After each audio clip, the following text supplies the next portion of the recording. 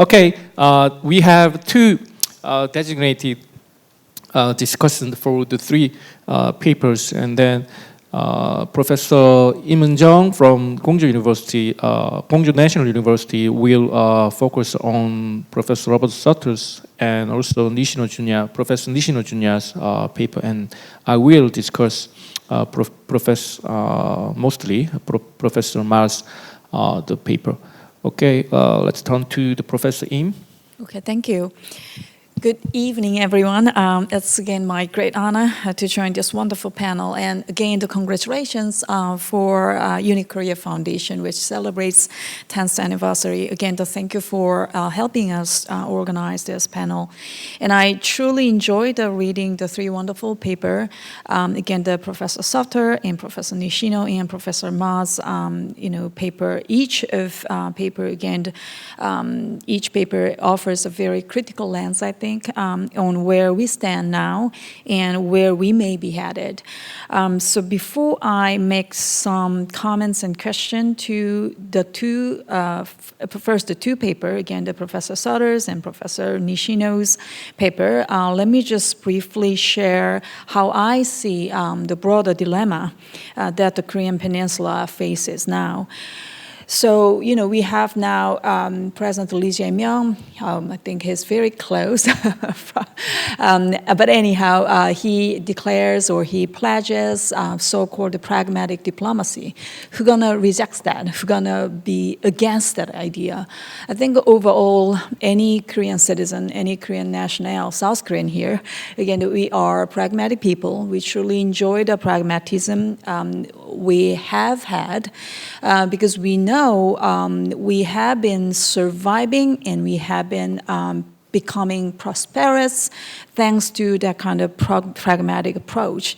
The thing is now the circumstances, again, the international circumstances really is not that much compatible with that so-called conventional wisdom. Again, we are navigating a moment of deep, I think, structure contradiction.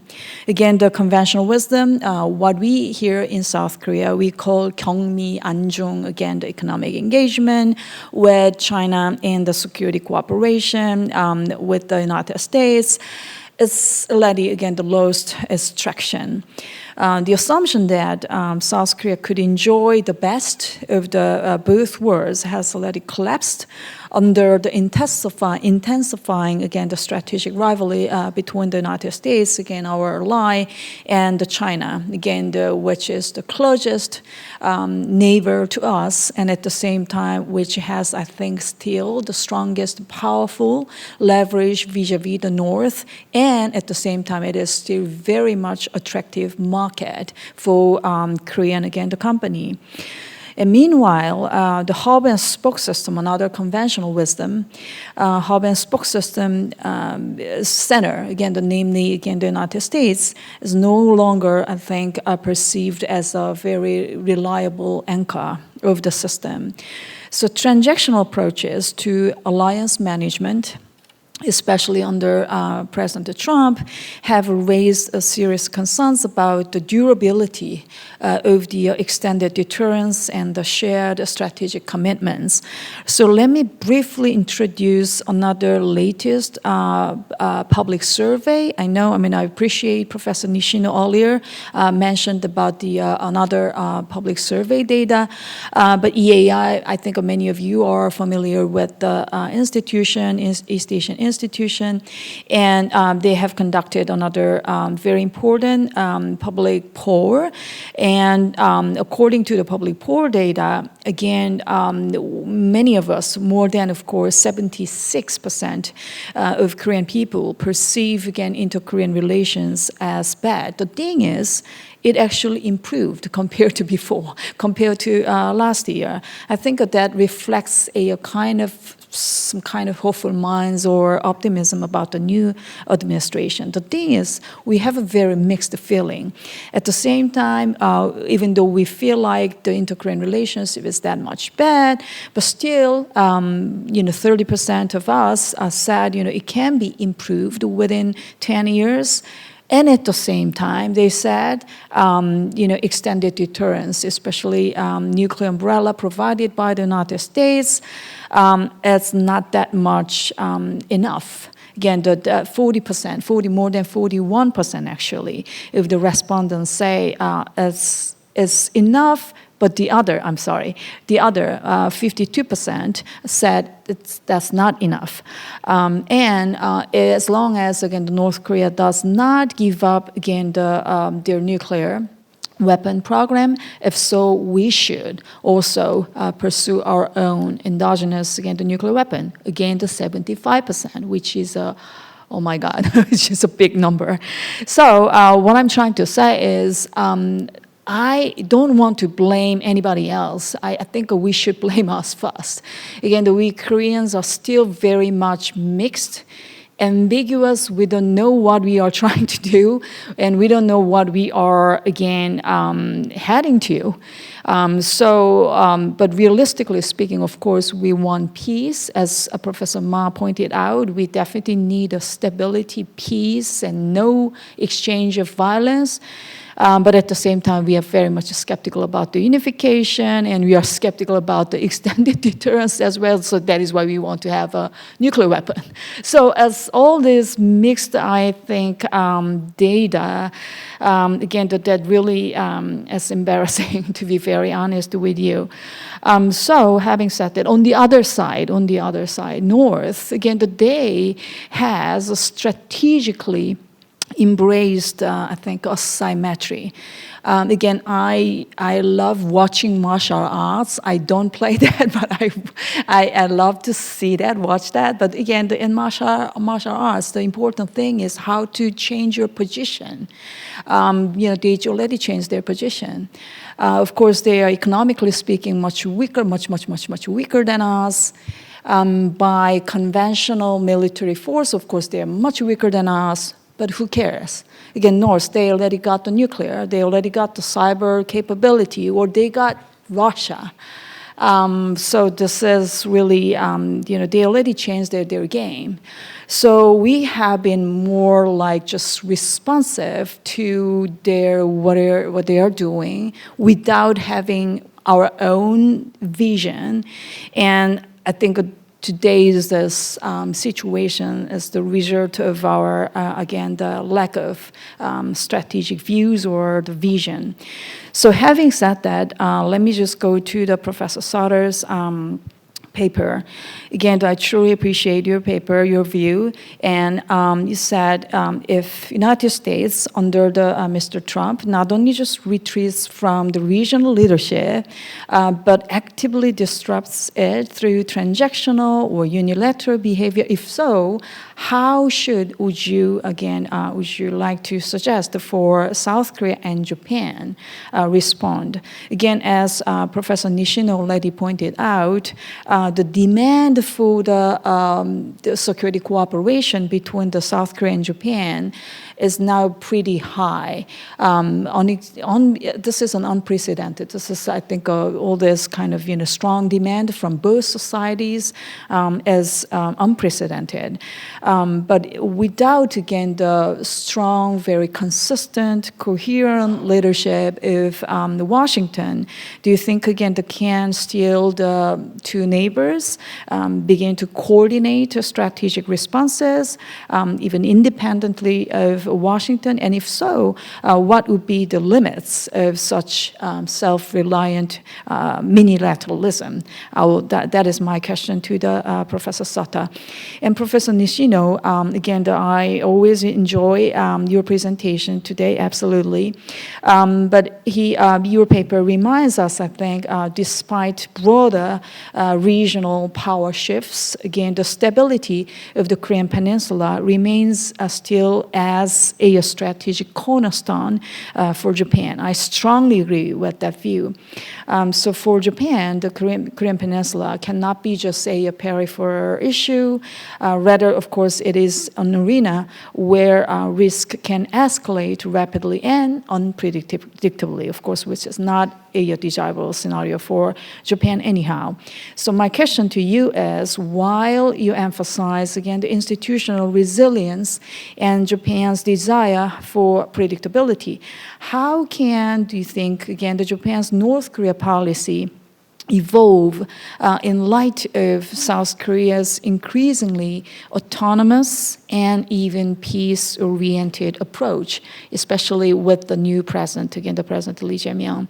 And if Seoul places more emphasis on crisis stability and peaceful coexistence, as Professor Ma suggested, what room do you think is there for the policy coordination between the Seoul and Tokyo? So, in conclusion, again, I really enjoyed these reading again the three different paper. But I think as one of the IR scholar, our task is not just only to analyze and interpret what's going on there. Hopefully, we can imagine together how the regional actors like South Korea and Japan and anybody else can act with creativity and resilience, even in the absence of a very strong and consistent leadership. I'm sorry to say this again from Washington. So let's imagine again, let's discuss together about the future. Thank you again, thank you for having me. Okay, thanks a lot for your discussion, Professor Im. And then after my discussion on Professor Ma's paper, I'll try to open to the floor. So please prepare for your questions in advance. Let me discuss Professor Ma Sang-yoon's paper. And I think that his presentation is offering a very sobering but and also the very insightful reflection on the enduring the complexities of the inter-Korean relations and the Korean the divisions. He says that 20 years later, not much has changed, unquote. So this echoes his previous papers that the South Korea's diplomatic effort resembles the regrettable effort of Sisyphus, the perpetual and exhausting but seemingly futile. But seems to me that while the fundamental problem of the Korean division remains the same, but the landscape in this year, 2025, is not identical to that of 2005 and 2015. So, several key, changes, demands to our the attention. So North Korea has now firmly entrenched its nuclear status, nuclear power. The President Trump already called North Korea nuclear power, and also North Korea has officially renounced the unification policy, calling the inter-Korean relations as two hostile the nations in war. So North Korea is now promoting a hostile two-state doctrine. So South Korea, for its part, has seen public enthusiasm for unification erode significantly, especially among younger generations. There are generation gap on unification between older generation and younger generation in Korea. So the younger generations, increasingly favor the idea of the peaceful coexistence of a vague and uncertain goal of unification that Professor Ma explained today. So these internal changes are paralleled by a broad shift in international dynamics. I think the emergence of what we call the new Cold War, 신냉전, is different from, although of course it's different from the old one in the 20th century, the U.S.-Soviet, Cold War split. But still, we are now, facing the U.S.-China strategic competition and also the U.S.-Russia, tension. So, which is a period of intensified international relations, including the war in Ukraine and the growing, alignment of North Korea with the Russia. This kind of changes raises the question of whether the Cold War paradigm, although it's not same, but is still being revived in the 21st century.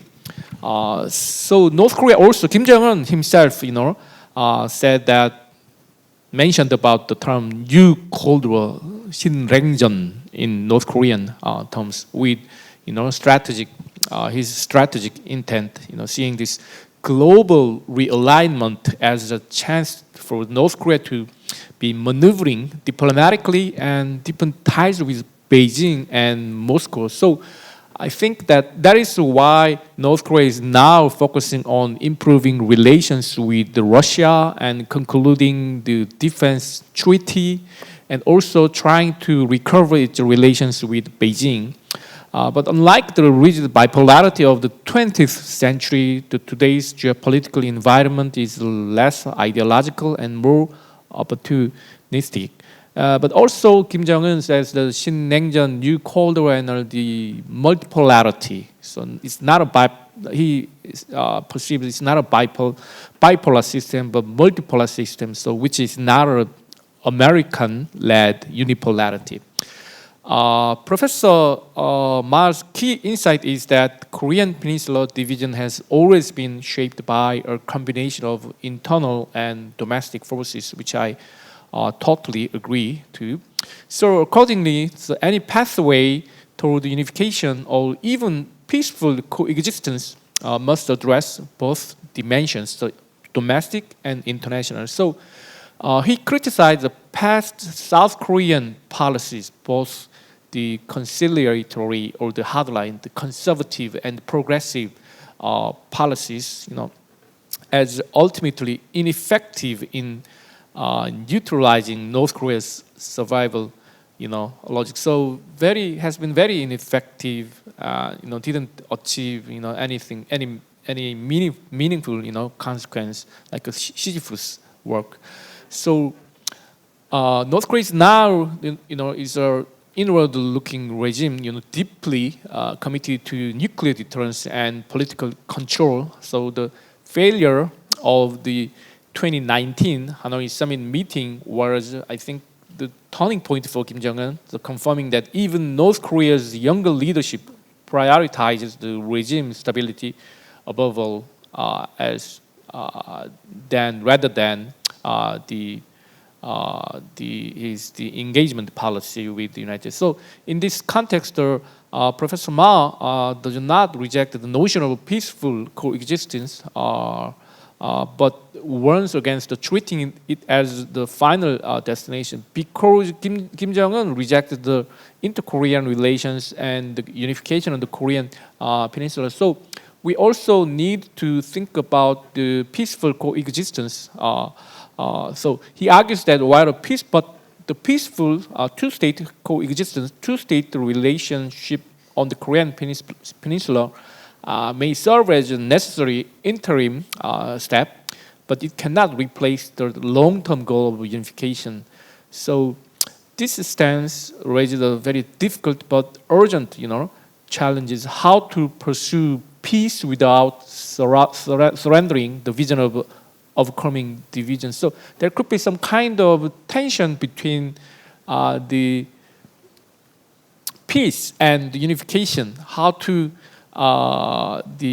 achieve, peace without unification. How to achieve unification without peace. So there is maybe the core element of the debate in Korean domestic politics, that which one is first in dealing with North Korea, seek the peace first or the unification first. So there is in another way, there is the debate between the conservative and the progressive. So my questions for Professor Ma can be summarized as this. So compared to 2005, 2015, what is fundamentally difference about the Korean Peninsula issue in as of 2025, and how could you also predicted the Korean Peninsula situation in 2035 in 10 years when you present your next paper in 10 years. And also, with regard to the new Cold War, the appropriate to describe the current international order, is it correct perception or not? Somebody agrees to that terms, but others, also refuse to use that term. So, but as I mentioned, the North Korea leader Kim Jong-un used that the terminology. So, and also, if so, what implication does this have for the Korean Peninsula, the dynamics? So, how does Kim Jong-un's usage of new Cold War, 신냉전, reflect his perception of the future of Korean Peninsula? So, and the third question is about the tension between peace and unification. Peace first versus the unification first, which should take the precedence in today's the context. So I also want to reiterate my previous question to Professor Soto and Professor Nishino Junya. And then, so as I mentioned that President Trump, changed a lot, both in international relations and the domestic politics, not just the U.S. domestic politics, but also the other countries, Japanese domestic politics and Korean domestic politics. But there are also the international, context that changed the liberal international order. So if the American people elect the liberal democratic president next time in 2028, can the international relations and the U.S. foreign policy can come back to the liberal, principle and also the previous the position or not? To Professor Nishino Junya, and its question is about the trilateral, the security cooperation. So normally, both Korea and Japan prefer the bilateral to the trilateral. But the U.S. government prefer the trilateral in Northeast Asia, so that's why the Camp David, the trilateral meeting was so successful. But as I mentioned, that no leaders at the Camp David remains now. The Biden, Kishida-san, and President Yoon, they are all gone. So is there any momentum for three countries to continue this trilateral security cooperation, especially from each country's domestic politics? That's my question. Thank you. So let's turn to the three presenters and just please try to answer the question about 5 minutes each. Okay. Yeah. Professor Sutter first. Okay. And this has been a very rich discussion. Lots of elements are raised here. Just make sure I understand from Professor Lim. Your question is similar to the just we heard from Professor Huang, and it's very similar. What do we see as the U.S. position on nurturing this trilateral relationship? Do I understand that correctly? Great. To explain that, I guess I would divide it. I would look at security issues first. Now, of course, and this is the dilemma of trying to figure out, one of the problems of trying to figure out what's going to happen in the United States. But the underlying factor here is a fundamental sense of urgency about China's danger to the United States. That's very important, and I've gotten that from talking to people in Congress and watching them over the years. And it's really a sense of, these are existential dangers. If China dominates Asia, this is going to be a fundamental threat to the United States, just like an Imperial Japan showed that, right, and why, and how it works. And that thinking is very, very strong. And it's married with a concern that China is going to dominate the high technology industries of the future with its economic endeavors, which are very bad from the American point of view, how they are carried out. But the fact of the matter is, if you dominate those industries, then the U.S., which has been dominant there, will lose. But more importantly, the militaries of the future depend on high technology. If you have the high technology, you're going to be the dominant military. So what is America afraid of? What are the people afraid of? They're afraid of being dominated by China. Now that fear doesn't come across in most countries that the United States deals with. It's mixed, but that urgency is very much present in the United States. And so when you see the Secretary of Defense saying what he says, you see Marco Rubio saying what he says, they reflect that. And somebody else reflects it. His name is Vance, and he's the vice president. And he too is make America great again. He's too America first. And he too says, withdraw from Ukraine so we can focus on China. And so if you have that mindset, then you're going to have I think you could be arguably very crude, but an effort to say, yeah, we need this cooperation between Japan, Korea, and the United States very much if we're going to be able to defend ourselves in this part of the world and prevent China from taking over Taiwan. And so you see reports that they're asking for explicit commitments on the Japanese and the South Korean and the Australian part on dealing with the Taiwan issue. So I think that this dimension is going to continue. The momentum is there, it's very strong, and that's not going to change. But then there's Donald Trump. Nothing he says that China's a threat. Nothing. He's never said it.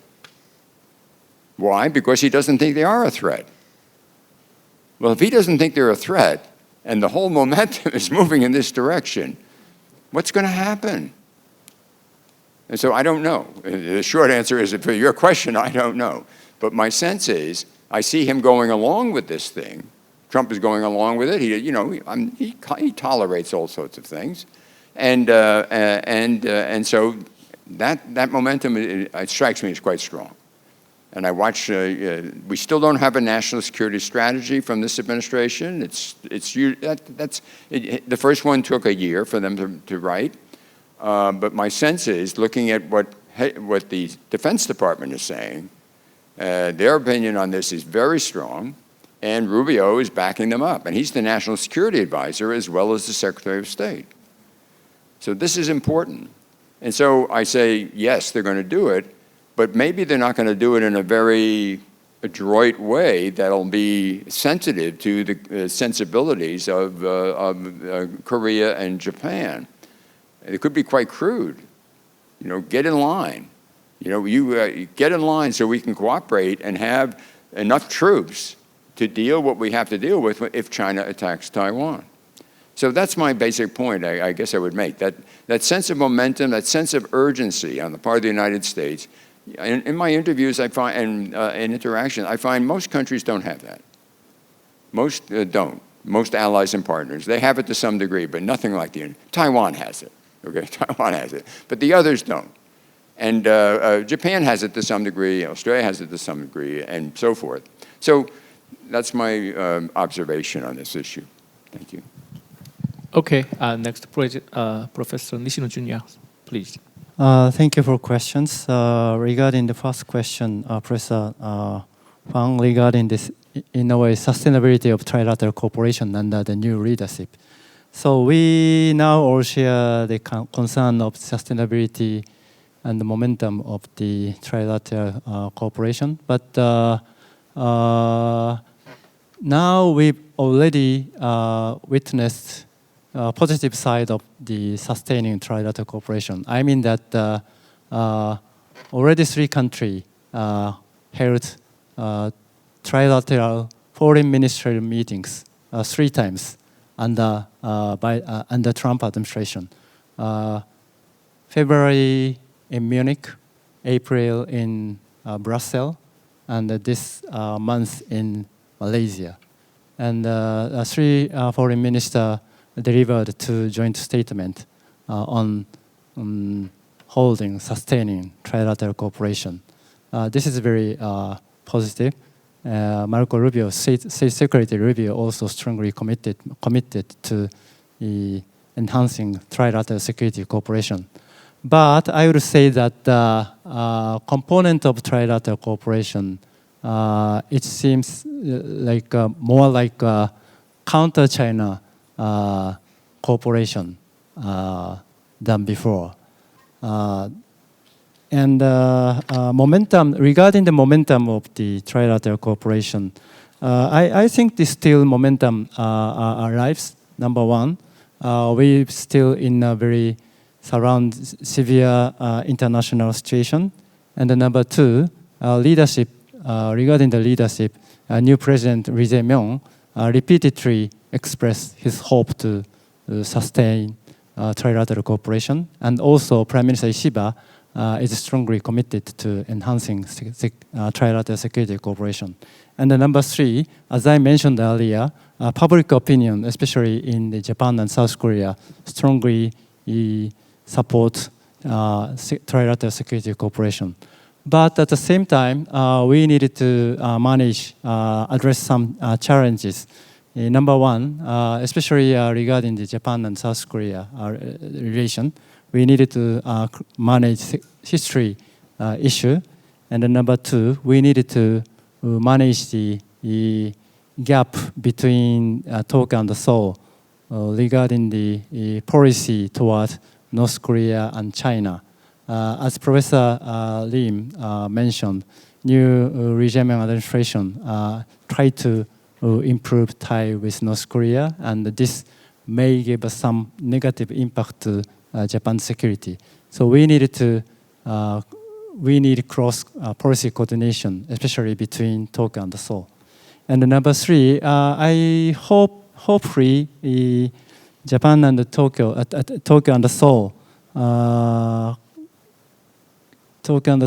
will make, in a way, joint effort to take more responsibility and burden for constructive and sustainable U.S. commitment in this region. And in addition, I want to say that I really appreciate new President Lee Jae-myung's effort for sustaining improved bilateral relations. Actually, frankly speaking, there has been growing concern, especially in Japan, that the new progressive South Korean government take a pretty tough stance towards Japan. But now we've seen that President Lee show very friendly and positive attitude towards Japan. So I really hope that the bilateral tie between Tokyo and Seoul will contribute to the sustainability of trilateral cooperation. So regarding the Professor Lim's question on the Japan's position regarding the new South Korea's North Korea policy, in my personal view, number one, Japan should respect South Korea's initiative in dealing with North Korea and inter-Korean initiative, because South Korea is a direct concerned party on the division of Korea. And number two, Japan should appreciate new government effort to reduce military tension on the Korean Peninsula, and this definitely contributes to Japan's security circumstances.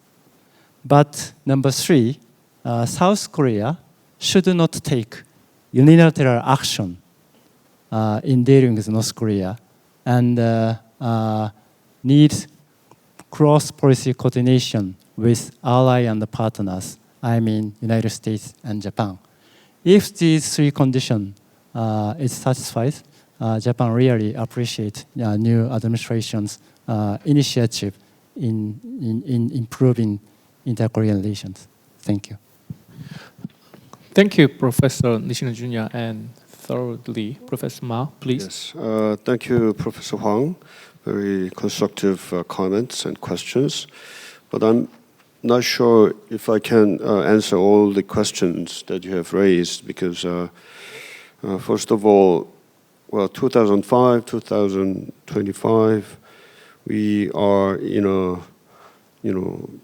several decades distance in terms of time, but it seems to me we have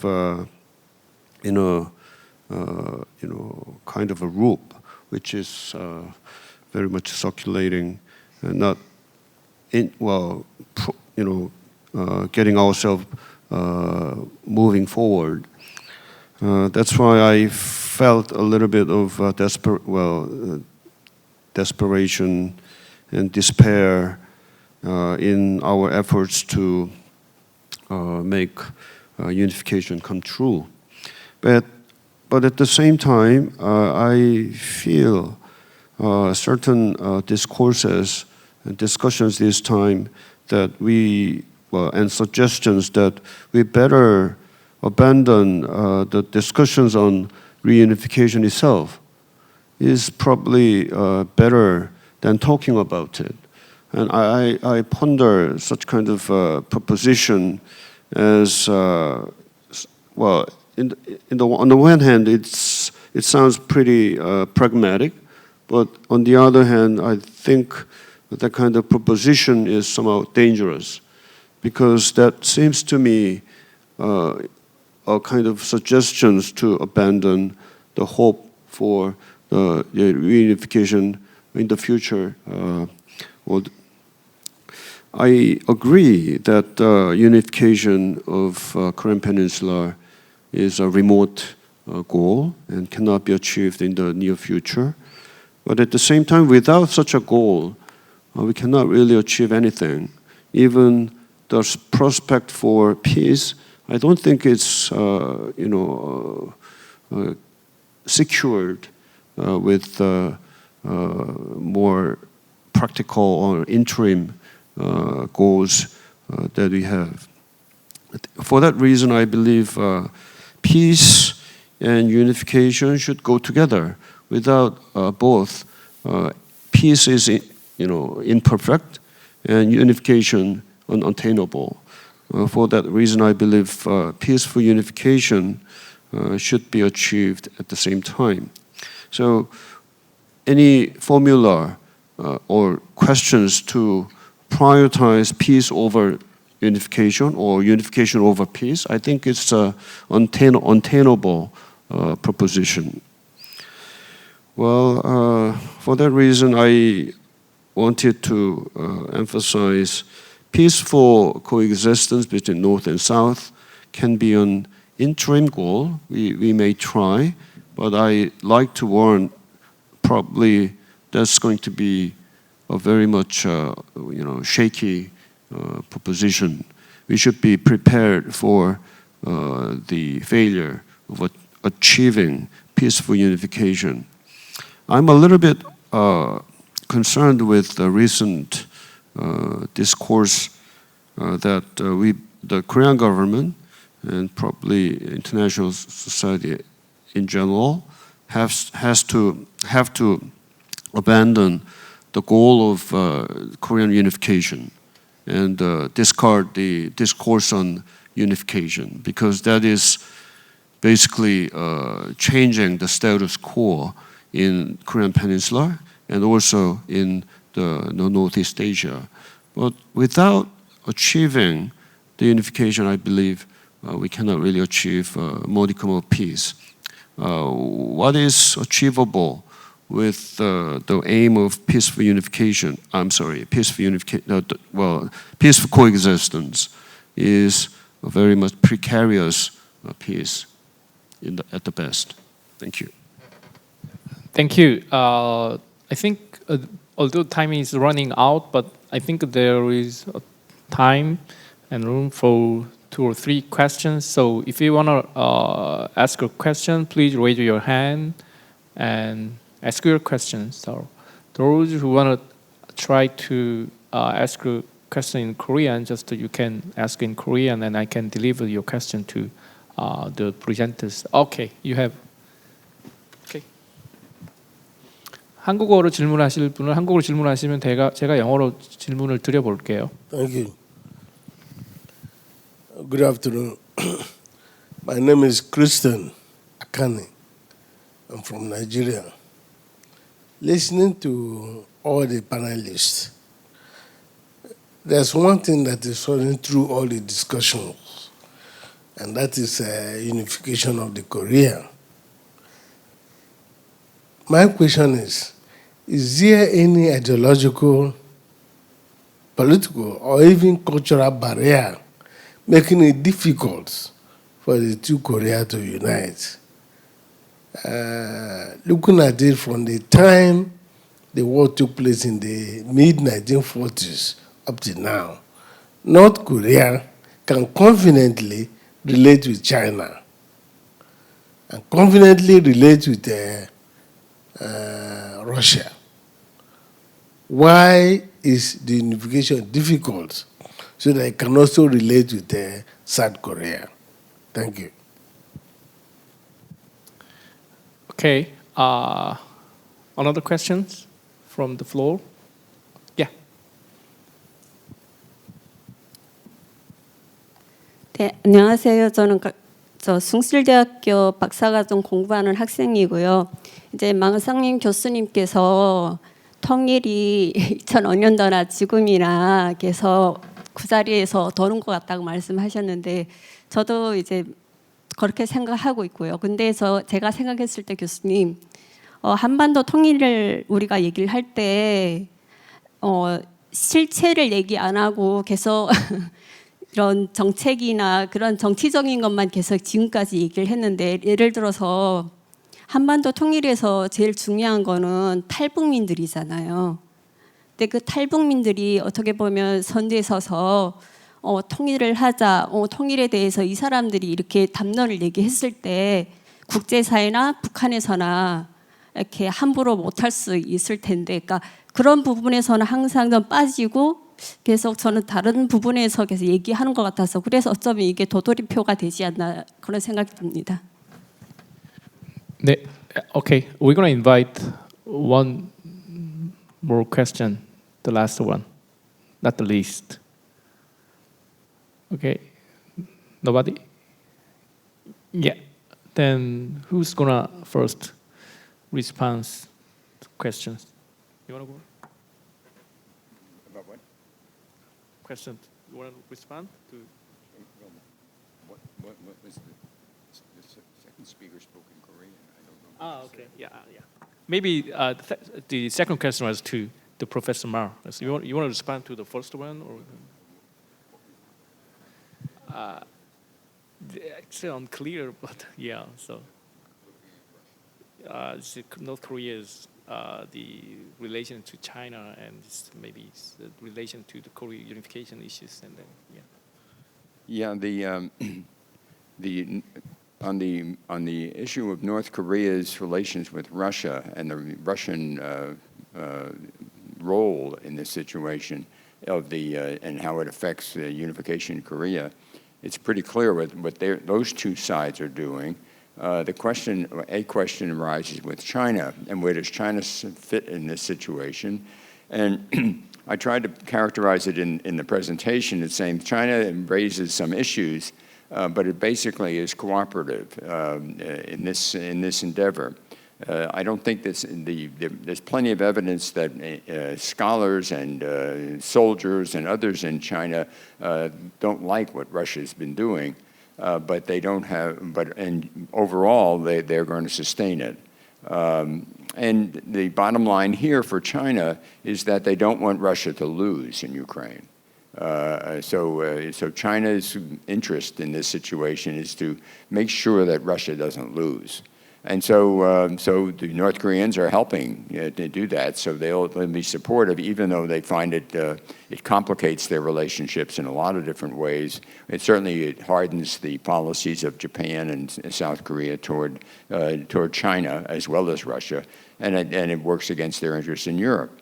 But the fundamental interest seems to be this need for another major power that is countering the United States.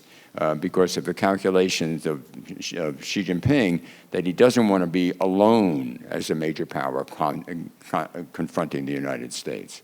That would be more. He wants to have Russia as another element supporting him. So that's my observation about this triangular relationship. I'm not sure it answers your questions precisely. Okay, Professor Mar. Thank you for raising very important question. I think this touches upon the basic, and very much fundamental policy dilemma that Korean government has. When the government tries to, meet the demands from North Korea to be somehow conciliatory and to facilitate discussions with and dialogue with North Korea, then we may succumb. We have to somehow give up, which very critical for North Korean regime itself, and that I think somehow dysfunctional for us in providing in proceeding in inter-Korean or relationship or dialogue with the North Korean regime. I believe without addressing the questions that directly address the touches upon the North Korean people itself, any scheme for reunification is hollow, in my view. Therefore, even if we try to keep talking with North Koreans, our efforts to facilitate the requests from the North Korean people, I think should have be sustained, in my view. I hope this satisfies your question. Thank you. I'm really sorry I forgot to deliver the Korean questions in the English. But anyway, because it was given to the Professor Ma, and then the second question was about the role of the North Korean defectors and the role of the North Korean people on the unification. Professor Nishino-jun, you have anything to add or nothing? Okay, so actually time is up, so this is the end of our second panel. Thanks a lot. Please join me thanking all the panelists with the big hands. Thank you.